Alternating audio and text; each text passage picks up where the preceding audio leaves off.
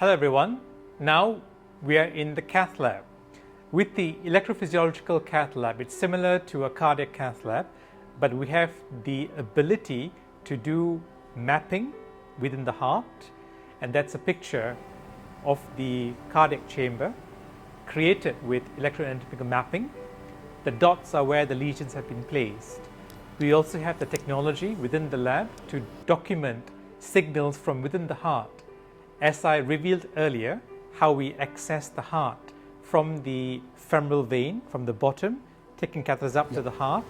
We place in catheters within the cardiac chamber to try and triangulate with the electrodes where particular arrhythmia can arise from.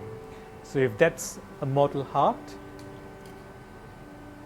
which we have, as shown earlier, we access the groin, place the catheters within the cardiac chamber, and then when you come into a Cath Lab, you will have the instruments to allow us to try and triangulate where the rogue fast heart rate is coming from.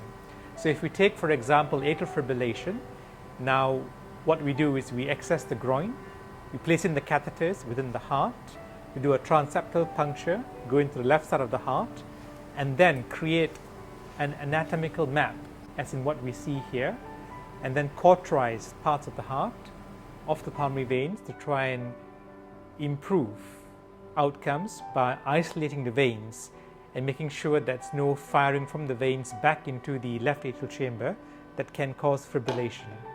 If you're coming in for an electrophysiological study to look for things like a pathway or a re-entrant tachycardia such as AVNRT or even atrial flutter, similarly, it's a similar layout.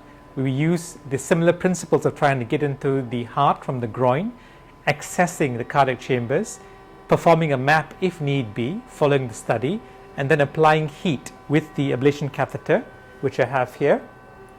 This is one example of an ablation catheter, a radiofrequency catheter, which will be moved with care in the heart using X-ray fluoroguidance and 3D mapping, and applying lesion sets that's necessary to try and reduce the burden of the arrhythmia.